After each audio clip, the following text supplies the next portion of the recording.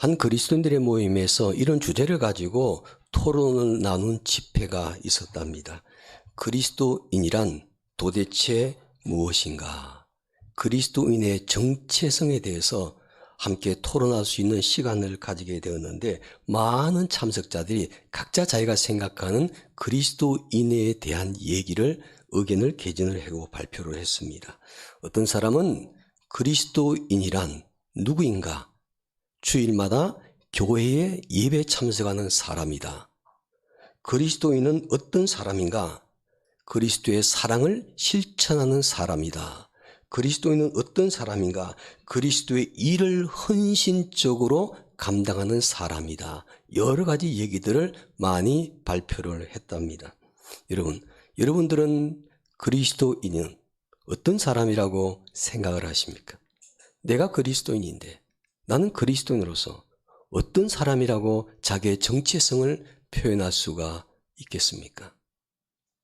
쉽지만은 또 추상적입니다. 저는 이 말을 듣고 그래, 그리스도인은 바로 이런 사람이다라는 것을 100% 공감을 했습니다. 가장 많은 사람들이 찬성의 의견의 표를 던진 이야기입니다. 그리스도인이란 그리스도를 마음에 모시고 사는 자이다. 그리스도를 마음에 모시고 사는 자가 그리스도인이다. 이렇게 말한 것이 가장 많은 사람들의 지지를 받았답니다. 그래서 종교개혁자 마틴 루터는 사람들이 만약 내게 그리스도가 어디 계시느냐고 질문한다면은 그리스도는 내 마음속에 있습니다. 그렇게 대답을 할 것입니다. 이렇게 루터가 말을 했습니다. 그렇습니다. 그리스도인은 그리스도를 내 마음에 모시고 사는 사람들이에요.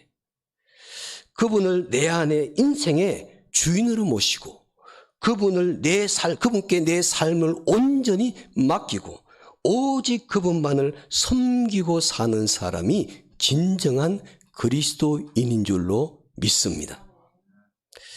오늘 본문 말씀에도 보니까 그리스도를 섬기는 자에 대한 이야기를 말씀하고 있죠. 그리스도를 섬기는 자는요, 두 가지 관계에 놓인다고 얘기를 합니다. 하나는 하나님과의 관계, 또 다른 하나는 사람들과의 관계이죠.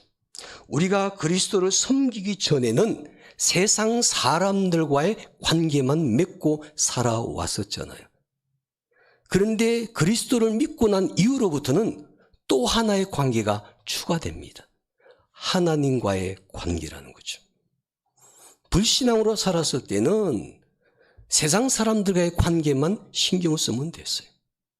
그런데 예수 믿고 난 다음에는 하나님과의 관계도 신경을 쓰며 살아야 될 거예요. 여러분, 그리스도인이 되었다면은 이 두 가지의 관계를 부정하고는 절대로 살 수가 없다는 사실이죠. 우리가 살아가는데 이 두 가지의 관계는요, 매우 중요합니다. 그렇다면은 이 두 가지의 관계를 어떻게 맺어야 될까? 어떻게 맺는 것이 그리스도인다운 관계 설정일까? 그 답이 무엇일까? 그 답은 성경 말씀 속에 기록이 되어 있습니다. 오늘 본문 말씀 속에 있습니다. 한번 볼까요? 본문 18절 말씀입니다. 18절 말씀 우리 한 목소리로 함께 읽어볼까요? 이로써 그리스도를 섬기는 자는 하나님을 기쁘시게 하며 사람에게도 칭찬을 받느니라. 아멘. 그리스도를 섬기는 자의 두 가지의 관계에 대해서 오늘 본문에서 말하고 있죠. 하나님과의 관계, 그리고 사람들과의 관계예요. 그리스도를 섬기는 자는 하나님을 기쁘시게 하고 사람에게도 칭찬을 받는다고 말씀하고 있잖아요. 그렇습니다. 그리스도를 섬기는 자는 하나님을 기쁘시게 하고 사람들에게도 칭찬을 받으셔야만 합니다. 이것은 그리스도를 섬기는 자는 하나님과 사람에게도 인정을 받는다는 뜻이죠. 우리가 그리스도를 섬기려고 할 때 때로는 세상 사람들에게 고난과 핍박을 받을 수가 있어요. 그러나 비난과 비판은 받지 말아야만 합니다. 이걸 착각해서는 안 됩니다. 하나님을 기쁘시게 하는 삶을 살려고 노력하다 보면 때로는 사람들에게 시련과 고난과 핍박을 받을 수가 있어요. 그러나 나의 잘못과 나의 실수와 나의 지혜롭지 못함 때문에 세상 사람들에게 비난과 비판을 받게 된다면 하나님의 영광을 가리게 되는 것이죠. 우리가 교회가 코로나 팬데믹 때문에 세상 사람들에게 많은 비판과 비난을 받을 때도 있었어요. 또 고난과 시련을 겪을 때도 있었어요. 여러분, 이 두 가지가 혼재해가지고 혼돈하면 안 됩니다. 우리 어른인의 사회 환경 속에서 교회가 믿음을 지키기 위해서 고난을 받을 수 있고 핍박을 받을 수 있고 시련을 당할 수가 있습니다. 그러나 그 과정 속에서 우리의 실수와 우리의 허물과 우리의 잘못 때문에 비난과 비판을 받아서는 안 된다는 것입니다. 비난과 비판을 마치 우리가 착각해서 고난과 시련을 당하는 것처럼 오해해서는 안 됩니다. 교회는 믿음을 지키기 위해서 세상 사람들에게 때로는 고난과 핍박을 받을 수는 있지만은 우리의 잘못 때문에 우리의 실수 때문에 비난과 비판은 받지 말아야 된다는 것입니다. 우리 그리스도의 삶이 그래야 되는 것입니다. 우리 그리스도인들은 그리스도를 섬기는 자이기 때문에 하나님을 기쁘시게 할 뿐만 아니라 세상 사람들에게도 인정과 칭찬을 받을 수 있는 성숙한 그리스도인들이 되셔야만 합니다. 그리할 때 하나님께 영광을 돌릴 뿐만 아니라 믿지 않는 사람들에게도 전도의 문이 열리게 되는 것이죠. 오늘 이곳에 모여 예배하는 우리 태민교회 성도들은 그리스도를 섬기는 자로서 우리의 과정과 직장과 일터와 교회 그리고 모든 삶의 영역 속에서 하나님을 기쁘시게 할 뿐만 아니라 사람들의 인정과 칭찬을 받을 수 있는 그리스도인들이 다 되시기를 주님의 이름으로 축복합니다. 그러면 그리스도를 섬기는 자로서 하나님을 기쁘시게 하고 사람들에게 인정과 칭찬도 받으려면 어떻게 살아야 할 것인가? 이것이 우리에게 숙제입니다. 하나님과 사람들에게 인정과 칭찬을 받을 수 있는 비결은 도대체 무엇일까요? 오늘 본문의 말씀 속에서 하나님께서 우리에게 제시해 주셨습니다. 그 말씀 따라 살면은요, 우리가 하나님을 기쁘시게 하고 세상 사람들에게 인정과 칭찬을 동시에 받을 수가 있습니다. 그거는 결코 어렵지 않습니다. 말씀대로 살면 되는 것이죠. 하나님께서 제시한 방법이 무엇일까? 첫째로는 공동체에서 화평케 하는 일을 하셔야만 합니다. 공동체에서 화평하는 일을 할 수 있는 사람이 하나님을 기쁘시게 하고 세상 사람들에게 인정과 칭찬을 동시에 받을 수가 있는 것이죠. 오늘 본문의 말씀 볼까요? 19절입니다. 19절 말씀 제가 읽어드리겠습니다. 그러므로 우리가 화평의 일과 서로 덕을 세우는 일을 힘쓰나니 그러므로 우리가 화평의 일을 힘쓰나니 그리스도를 섬기는 자가 하나님과 사람들에게 인정과 칭찬을 받기 위해서 힘써야 할 것이 하나 있죠. 바로 그것은 화평케 하는 일이라는 겁니다. 공동체 안에서 분란과 다툼을 일으키는 사람이 아니라 화평과 화목을 이룰 수 있는 사람이 칭찬과 인정을 받게 된다는 거죠. 여러분, 우리가 가정도 그렇고 또 일하는 일터와 직장, 또 가까운 친척들과 친구들, 동창들, 동네 여러 공동체 모임이 있잖아요. 그 사람들의 마음은 다 똑같아요. 공동체 안에 함께 교제할 때 다툼과 분란을 일으키는 사람 별로 좋아하지 않아요. 그런 사람이 있으면은 피해버립니다. 다투기가 싫어서 상처받기 싫어서 그런 사람을 기피합니다. 심지어는 그 사람이 그 모임에 오지 않기를 은근히 원하는 사람들이 많죠. 그런데 어떤 사람은요, 공동체에 와서 화평을 이룹니다. 평화를 가져다 줍니다. 공동체를 아름답게 만들어 줍니다. 이런 사람은 왜 안 올까? 꼭 왔으면 좋겠다. 사람들이요, 소망하면서 기다리게 됩니다. 여러분은 어떤 분이십니까? 어떤 모임에 저분 우리 모임에 이번에 꼭 왔으면 좋겠어. 그런 분이십니까? 아니면 저 인간은 왜 왔지? 사람들에게 안 좋은 소리 들을 수 있는 그런 사람인가요? 우리 태민교회 성도들은요, 꼭 이런 사람이 되셔야 됩니다. 어떤 사람이요? 사람들이 기다리는 사람. 그분은 참 좋아. 그분은 우리의 공동체가 환해져, 행복해져, 웃음바다가 넘쳐, 분란이 있고 다툼이 있을 때 화평케 만들어줘. 이런 사람이요, 하나님을 기쁘시게 하고 그 공동체 사람들에게 칭찬과 인정을 받을 수가 있는 것이죠. 사람이 사람을 선택할 때도 공동체 안에서 다른 사람들을 화목할 수 있는 사람, 화평케 하는 사람, 이런 사람을 간절히 원한다는 겁니다. 그리스도를 섬기는 자는 어떤 사람이 되어야 하는가? 주의 일을 하는 사람은 어떤 자가 합당한가? 화평케 하는 자입니다. 공동체에서 화평케 하는 사람이 하나님을 기쁘시게 하는 것이며 사람들에게도 인정과 칭찬을 받게 되는 것입니다. 예수님께서 설교하신 유명한 산상수훈 설교가 있죠. 그게 보니까 팔복이 있는데 화평케 하는 자에 대해서 예수님께서 말씀하셨잖아요. 산상수훈은요, 천국 백성의 성품에 대해서 말합니다. 하나님 나라 백성들의, 하나님 나라 시민들은 어떤 성품을 가지고 살아야 할 것인가라고 말씀하고 있는 것이 산상수훈입니다.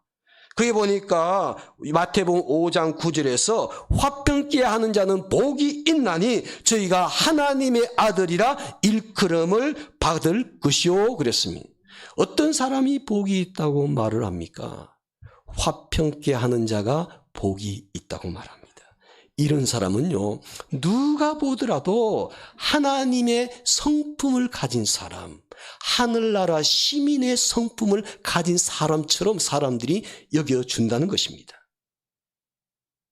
그런데 여기서 한 가지 우리가 반드시 주목해야 될 내용이 하나 있습니다. 그게 뭐냐면요, 예수님께서 말씀하실 때 화평하는 자가 복이 있다고 절대 말씀하지 않습니다.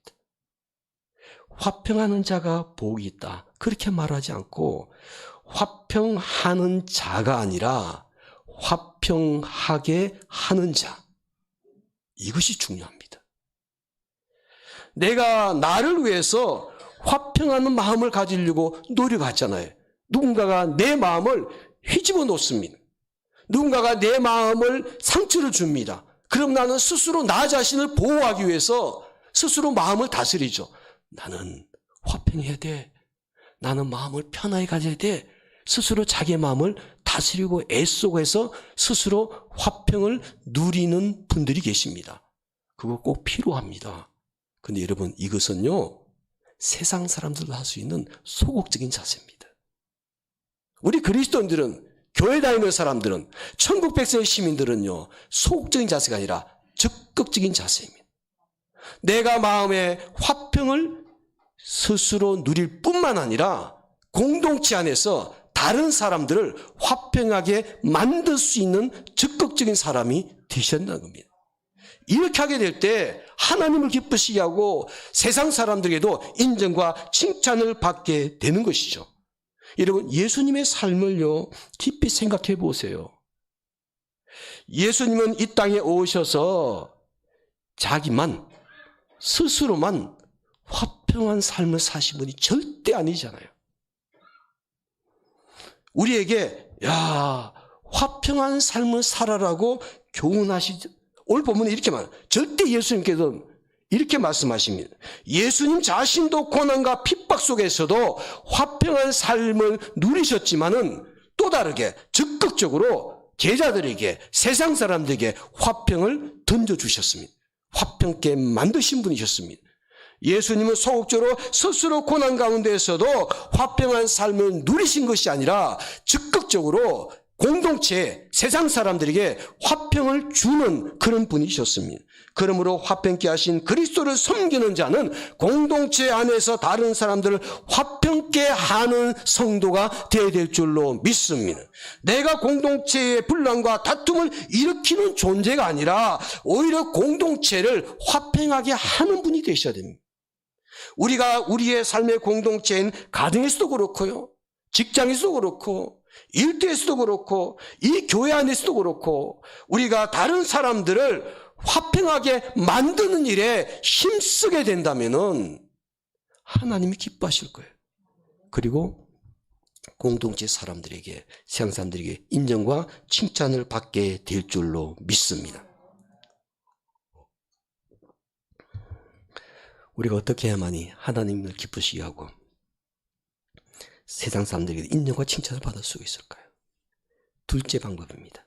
둘째는 공동체에서 덕을 세우는 사람이 되셔야만 합니다. 덕을 세우는 사람. 덕을 세우는 일에 힘쓰는 사람이 하나님을 기쁘시게 하고 사람들에게도 인정과 칭찬을 받게 되는 것이죠. 자, 다시 19절 말씀 이 시간에는 다 함께 읽겠습니다. 19절입니다. 시작.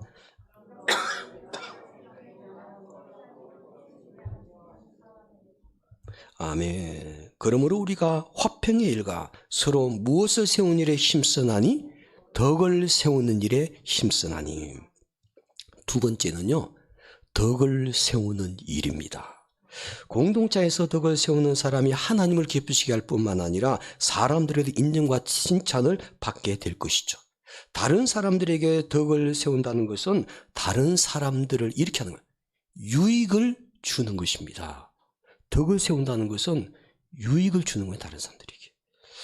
실제 있었던 일입니다. 미국의 어떤 마을에서 빵을 만들어서 동네 사람들에게 제공하는 제빵업자가 있었어요. 근데 이 사람이 그 재료를 그 동네 가까운 농장에서 그 버터를 사와서 만듭니다.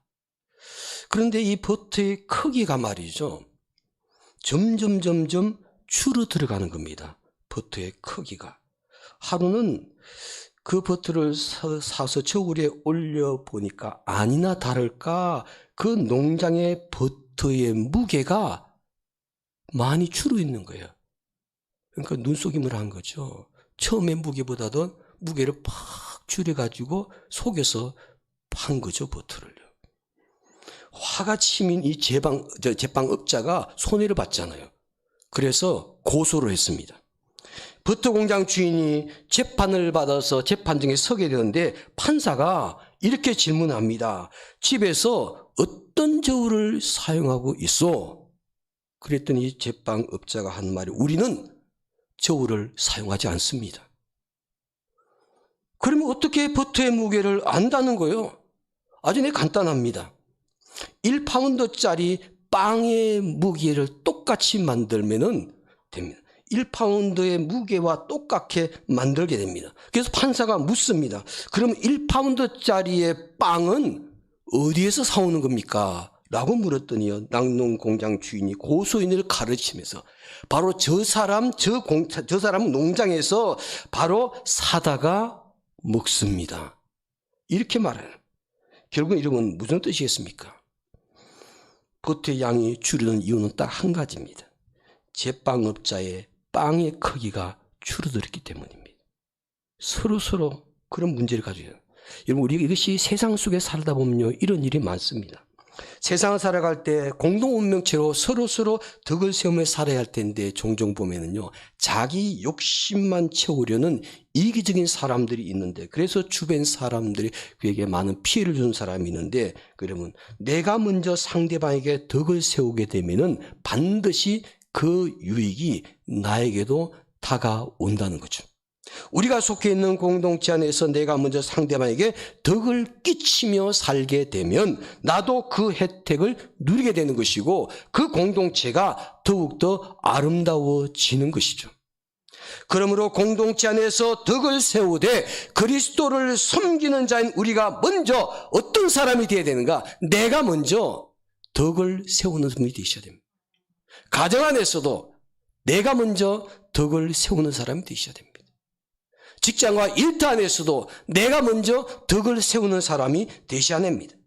우리가 이 교회 안에서도 내가 먼저 덕을 세우는 사람이 되게 될 때 하나님을 기쁘시게 할 뿐만 아니라 세상 사람들에게도 그리스도를 섬기는 자로서 인정과 칭찬을 받게 될 것입니다.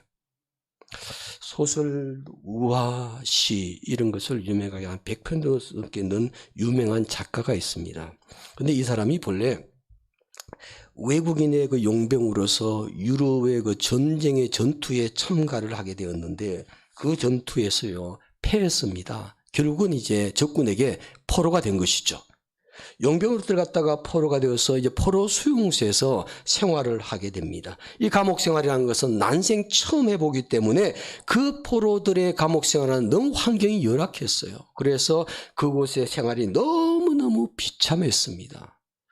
너무너무 고생스러웠습니다. 그런데 나도 괴롭지만요, 더 괴로운 것은 주변 사람들을 보니까 전부 다 절망하고 낙심하고 괴로워하니까 정말 사람들이 서로서로 미워하고 정하고 한마디로 이곳이 포로수용소가 지옥 같다라는 그런 생각을 하게 되죠.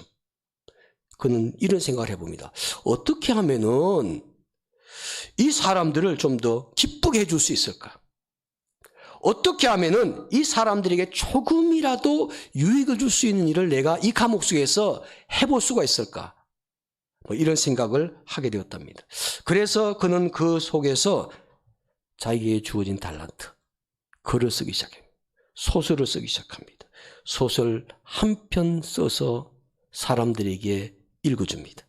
또 한 편 써서 사람들에게 읽어주고 그랬더니 이 포로들이요 그 사람의 소설을 듣는 것을 낙으로 삼게 되었죠. 그래서 그 소설을 들으면서 기뻐하고 즐거워하고 위로를 받으면서 그 포로 수용소가 분위기가 바뀌게 됩니다. 그는 포로들을 위해서 위로하기 위해서 계속해서 그들이 좋아하니까 그들이 즐거워하니까 그들이 위로를 받으니까 소설을 써나갔습니다. 이렇게 해서 유명한 책으로 탄생된 것이 바로 돈키호테입니다. 세르반테스라는 사람이 그 감옥 속에서 포로 생활하면서 사람들의 길을 기쁘게 하고 즐겁게 해주기 위해서 글을 썼는데 그것이 유명한 소설이 되어버린 것이죠. 이 사람은 감옥에서 소설가로 출세하기 위해서 소설가로 명예를 얻기 위해서 절대 소설 쓴 것이 아닙니다. 다만 주변 사람들을 위로하고 즐겁게 해주기 위해서 썼던 것이죠. 자기 자신을 위한 것이 아니라 다른 사람들에게 유익과 기쁨을 주기 위해서 썼을 때 그 결과 아름다운 열매를 얻게 된 것입니다. 그러므로 그리스도를 섬기는 자는 무엇보다도 다른 사람들에게 덕을 세우며 유익을 주는 일에 힘써야 될 줄로 믿습니다. 자기 욕심만을 채우려고 수단과 방법을 가리지 않고 상대방을 이용하고 희생시키는 사람은요 상대방을 세우는 자가 아니라 넘어뜨리는 자인 것입니다. 우리는 그렇게 살지 않기 위해서 다른 사람들에게 덕을 세우는 일에 힘쓰는 그리스도인들이 되셔야만 합니다. 자기만의 만족이 아니라 자기만의 기쁨을 위한 것이 아니라 다른 사람에게 유익을 주고 기쁨을 주려고 힘쓰게 될 때 공동체가 아름다워지는 것이고 나도 그 열매를 먹게 되는 것입니다. 그러므로 오늘 이 예배를 드리는 태명교회 성도들은 우리의 삶의 영역인 가정과 직장과 일터와 교회 안에서 다른 사람들에게 덕을 세우고 유익을 주는 일에 힘쓸 수 있는 성도들이 되시기를 주의 이름으로 축원합니다. 그리스도를 섬기는 자는 하나님을 기쁘시게 하며 세상 사람들에게 인정과 칭찬을 받아야 되는데 어떻게 해야 될 것인가? 첫째는 화평케 하는 자가 되셔야 되고요. 둘째는요, 덕을 세우는 자가 되셔야 됩니다. 마지막 세 번째로 세상에서 믿음을 따라 살아야 됩니다. 믿음을 따라 사는 사람이 하나님을 기쁘시게 하고 세상 사람들에게 인정과 칭찬을 받게 된다는 거죠. 오늘 본문 말씀 마지막 23절 말씀 한번 읽겠습니다. 함께 결론인데 읽어보겠습니다. 23절 말씀입니다. 합독합니다. 의심하고 먹는 자는 정죄되었나니 이는 믿음을 따라 하지 아니하였기 때문이라. 믿음을 따라 하지 아니한 것은 다 죄니라. 그래 보니까 믿음 두 번에 걸쳐 나오지 않습니까? 무엇을 따라 하지 아니하는 것은 모든 것이 죄라고 말합니까? 믿음 따라 하지 아니하는 것은 죄라고 말합니다. 그리스도를 섬기는 자는 무슨 일을 하든지 간에 믿음을 따라 행하는 사람들이 되어야 될 줄로 믿습니다. 우리가 세상을 살아가는 방법이요, 딱 두 가지가 있습니다. 많은 사람들이 각자 나름대로 방법대로 살고 있지만요, 그것을 분류해보면 하나님 관점은 딱 두 가지입니다.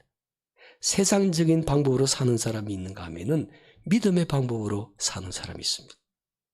세상 방법은 세상의 지식이나 세속적인 가치관을 따라 그 방법대로 사는 것을 말하고 있습니다. 그러나 믿음의 방법은 하나님 말씀 따라 사는 것입니다.